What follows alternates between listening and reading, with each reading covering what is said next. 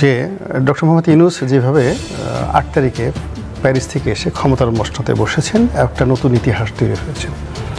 তো সেইভাবে আওয়ামী লীগ শেখ হাসিনা আবার টুস করে যদি ঢুকে পড়ে তাহলে একটা ভূমিকম্প হয়ে যাবে রাজনীতিতে, এবং দেখবেন যে অনেকের কাপড় নষ্ট হয়ে যাবে। 500 টাকা দিবে বলে নিয়ে আসছে, আইনা দিছে 100 টাকা। এটা আসলেই নতুন বন্দোবস্ত, আমার স্বীকার করতে হয়। এই ধরনের ধোঁকাবাজি যাদেরকে ডাইকে নিয়ে আসছে তাদের সাথে যেহেতু করতে পারছে, আগামীর দিনে ক্ষমতার চেয়ারে বসলে জনগণের সাথেও তারা ধোঁকাবাজি করবে। 500 টাকার কথা বলে 100 টাকায় জনগণকে খাওয়ানোর চেষ্টা করবে।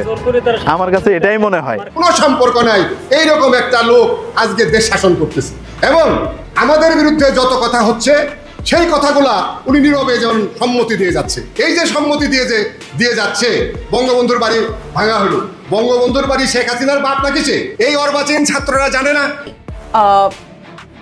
ওই ধরনের আরেকটা অ্যাক্টিভিটি করবেন, মানে একটা চোখের বদলে আরেকটা চোখ যখন আপনি নিতে শুরু করবেন তখন আপনি পুরো সমাজকে অন্ধ পাবেন। আপনি কি সেটা চান? আমার তো মনে হয় বাংলাদেশে যদি নেলসন ম্যান্ডেলার জন্ম হতো, ওনাকে বলা হতো শ্বেতাঙ্গদের দালাল। এবার ছাত্র জনতার আন্দোলনের সময় সমন্বয়ক নামক উপাধি যারা পেয়েছে তারাই এখন নতুন বাংলাদেশ গড়ার স্বপ্ন নিয়ে আগামী প্রধানমন্ত্রীর সেই চেয়ারে বসার স্বপ্ন দেখছে।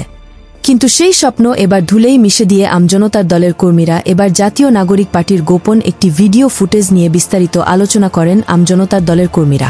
500 টাকা দিবে বলে নিয়ে আসছে, আইনা দিছে 100 টাকা। এটা আসলেই নতুন বন্দোবস্ত, আমার স্বীকার করতে হয়।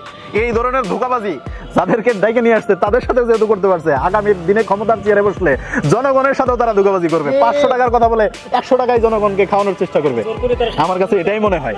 তো কাজে মনে হয় জাতীয় ফুলের মতো যে ফুলটাকে তারা নিজেদের প্রতীক হিসেবে চায়, তো এই ধরনের কাজ যে তারা করবে না সেটা বিশ্বাস করা যায় না। পুরাতন রীতিনীতিকে পুনরায় চালু করা যদি নতুন বন্দোবস্ত হয়, তাহলে হাস্যকর বলবো না অন্য কিছু বলবো, সেই ভাষা আমি আসলে খুঁজে পাচ্ছি না। সেই সাথে এবার বঙ্গবন্ধু শেখ মুজিবের ভাষণ সহ যারা এই বাংলাদেশকে এখন নতুন স্বাধীন দেশ বলে তাদেরকে উদ্দেশ্য করে শেখ মুজিবের আদর্শ নিয়ে করা মন্তব্য করেন বীর মুক্তিযোদ্ধা কাদের সিদ্দিকী। আরও হবে। আসবার সময় দেখলাম বঙ্গবন্ধুর স্ট্যাচু বানিয়েছিল, স্ট্যাচু না, একটা ছবি বানিয়েছে, সেটা ভাঙছে। সব ভেঙে ফেলুক, কিচ্ছু আপত্তি নাই। বঙ্গবন্ধুকে কেউ ভাঙতে পারবে না, মুছতে পারবে না। মুক্তিযুদ্ধকে কেউ ভাঙতে পারবে না, মুছতে পারবে না। স্বাধীনতা কেউ ভাঙতে পারবে না, মুছতে পারবে না। তাই স্বাধীনতা অক্ষয় অমর, বঙ্গবন্ধু তেমনি অক্ষয় অমর। আমি কিন্তু আওয়ামী লীগের লোকদেরকে দাওয়াত করতে বলেছিলাম। আওয়ামী লীগ নিষিদ্ধ হতে পারে, কিন্তু মানুষের অন্তরে তো বঙ্গবন্ধু নিষিদ্ধ না। মৌলানা ভাসানীর আওয়ামী লীগ তো নিষিদ্ধ না, বঙ্গবন্ধুর আওয়ামী লীগ নিষিদ্ধ না। আর নিষিদ্ধ আইনের দ্বারা হতে পারে, মানুষের অন্তরের দ্বারা না। এছাড়াও সমন্বয়ক পদ থেকে উঠে আসা নতুন রাজনৈতিক দল জাতীয় নাগরিক পার্টি এনসিপিকে উদ্দেশ্য করে বিএনপির কর্মী ব্যারিস্টার রুমিন ফারহানা একটি টক শোতে বলেন, এরা এক একজন শত শত কোটি টাকার পিএস কামায় ফেলতেছে। কতদিনে? 10 মাসে। হাসিনার তো 15 বছর সময় লাগছিল, পলিটিশিয়ানদের তো 15 বছর 20 বছর লাগে এইরকম অর্থ কামাইতে। এই বাটপারদের তো 3 মাস 4 মাস 5 মাসে তারা কামায়। পলিটিশিয়ানরা কম দক্ষ। রাজনীতিবিদদের খামাখা গালি দিয়ে লাভ নাই। অরাজনৈতিক সরকার তো আসলো একই রকম লোভী, একই রকম দুর্নীতিগ্রস্ত, একই রকম মিথ্যাবাদী, একই রকম মানে, এবং রাজনৈতিক সরকার অন্তত জিনিসপত্র ম্যানেজ করতে পারতো, সিচুয়েশন ম্যানেজ করতে পারতো, সাধারণ মানুষের জীবনযাত্রা আজকে যে নাবিশ্বাস হচ্ছে সেটা হতো না। এরা তো সেখানেও অদক্ষ। শুধু তাই নয়, এই অন্তর্বর্তীকালীন সরকার ডক্টর মোহাম্মদ ইউনূসকে নিয়ে করা সমালোচনা করেন আন্দালিব রহমান পার্থ, যা দেখে অবাক হয়েছেন রাজনৈতিক বিশ্লেষকরা। আপনি পদত্যাগ করতে চান, সেই জিনিস আমাদের জানতে হবে এনসিপির নেতা নাহিদের কাছ থেকে। এটা আমাদের জন্য লজ্জাকর ব্যাপার।